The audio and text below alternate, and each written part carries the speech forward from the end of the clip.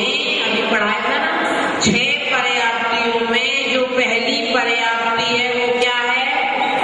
आहार पर्याप्ति। और आहार पर्याप्ति में क्या होता है? 3 शरीर 6 पर्याप्तियों के योग जो उद्गल वर्गणाएं ग्रहण करता है। तो उन्हीं उद्गल वर्गणाओं का यहाँ चर्चा है कि भगवान उस समय आपने जो उद्गल परमाणु जीव ग्रहण किए, फिर बाद में शरीर की वृद्धि के लिए भी जो हुआ वह बहुत शुभ प्रशस्त परमाणु थे। इसलिए आप लोक में अद्वितीय। देखो हमारी जैनाचार्य का एक शब्द अपने आप में अनुभव होता है। हमारे आचार्य ने अपूर्व नहीं कहा।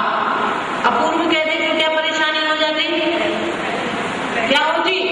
जो भूतकाल के तीर्थंकर हैं उनका लोप हो जाता कि पहले कोई नहीं हुआ, इसका मतलब इससे पहले तीर्थंकर नहीं हुए।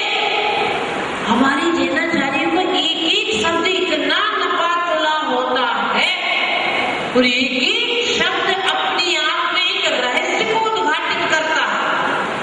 अपूर्व उन्होंने इसलिए नहीं कहा कि ऐसे तो अनेक 24 हो चुकी है, प्रत्येक तीर्थंकर अपने आप में ऐसे ही शुभ परमाणु के द्वारा निर्मित उनका शरीर होता, इसलिए उन्होंने अपूर्व नहीं किया। अपूर्व कह देते तो हमारा इतिहास नष्ट हो जाता, तीर्थंकर की वाणी का अवर्णवाद भी हो जाता कि पहले कोई हुए नहीं जबकि हो चुके। तो इसलिए उन्होंने अद्वितीय कहा कि इस समय जब आपका जन्म हुआ है, जिस समय आलाप होता ना बोलने की पद्धति, वक्ता का अभिप्राय समझना पड़ेगा। यहाँ मानतुंगाचार्य क्या कहना चाह रहे? अद्वितीय।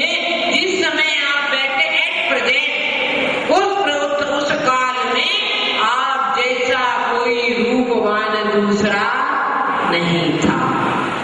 आप कहोगे माता जी आप तो अपने भगवान की प्रशंसा किए जा रहे हैं, अपना बच्चा, अपना पति, अपनी माँ सबको पसंद रहती है, और अपना भगवान ये तो सबको पसंद रहते, परंतु वो इतने सुंदर थे, उन जैसा कोई नहीं था। उसका रीजन क्या है? तो कहते उतने परमाणु, वो सुंदर परमाणु उतने ही थे। अब मैंने कहा था कारण का कारण क्या है? उतनी ही परमाणु होने का कारण क्या है? वैसा तीव्र पुण्यशाली उस समय धरातल पर कोई दूसरा नहीं था।